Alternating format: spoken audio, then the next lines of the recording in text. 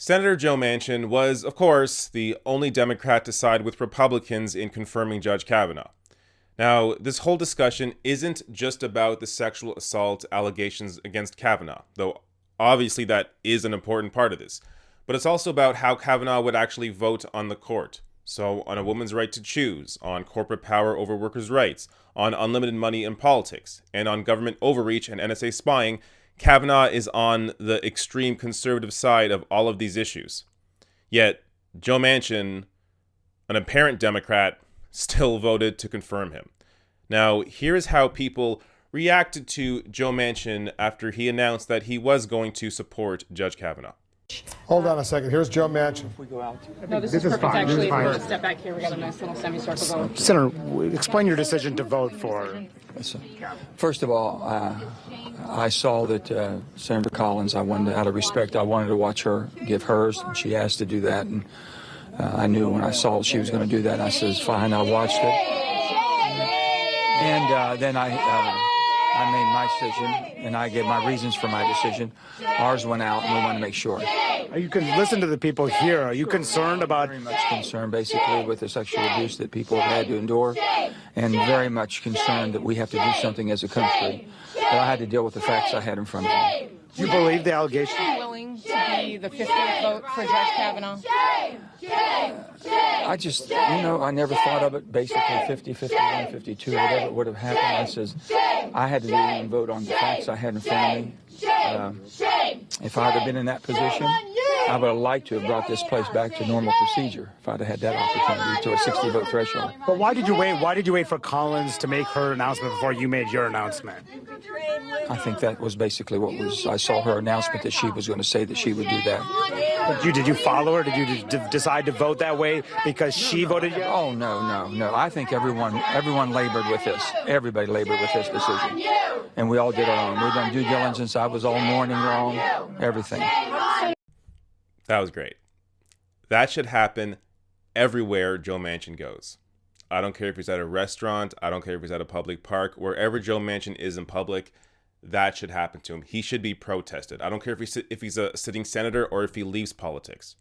As long as Kavanaugh is on the Supreme Court, Joe Manchin should be protested everywhere he goes. Now, after this vote, in addition to losing support from many voters, there's also lost support from big progressive groups like MoveOn.org, who tweeted out, "We're canceling a planned six-figure digital video ad expenditure for Phil Bredesen in Tennessee due to his Kavanaugh position. And similarly, we'll be pulling all planned campaigning on behalf of Joe Manchin in West Virginia if he votes yes. Kavanaugh is unfit for the court." And here is just a list, I would say short list, but it is a long list of groups and people that have dropped their support of Brett Kavanaugh. So Intercept tweets out, "Some of the people and organizations that have opposed Brett Kavanaugh's elevation to the Supreme Court of the U.S. Letter signed by 2,400 plus law professors, 40 Harvard law professors, 900 female law school faculty members, 160 Maine lawyers and law professors, Alaskan female attorneys, 47 Yale faculty, Yale Law School alumni and students, retired Justice Paul John Stevens, 3 former Kavanaugh clerks, 88 Maine writers, the National Council of Churches, Mormon Women for Ethical Government, America Magazine, Kavanaugh's former Yale classmate, Harvard law professor Lawrence Tribe, alumni of Georgetown Prep, Benjamin Wittes, I know Brett Kavanaugh but I wouldn't confirm him, 1,600 men in a full-page New York Times ad, and evangelical minister Jonathan Wilson Hartgrove." So, it's really amazing that you can have a long list of people that aren't just liberals or progressives, but many conservatives, people that you would assume vote Republican, people that are extremely religious, like the Mormon Women for Ethical Government. Groups like this drop their support or come out against Kavanaugh, yet you have a Democratic senator voting for him. So Joe Manchin is not really a Democrat. I mean, people have to be able to separate Joe Manchin and how he votes versus other Democrats who, yes, aren't great a lot of the time either, but are not Joe Manchin. Joe Manchin is in a league of his own. He feels like because he's in a conservative state, he has to support Trump. I think the percentage is like 66% of the time or 70% of the time in order to keep support in West Virginia. But if that's the case, then why even be a Democrat? Being a Democrat shouldn't just be about being on a team. Politics is not a team sport.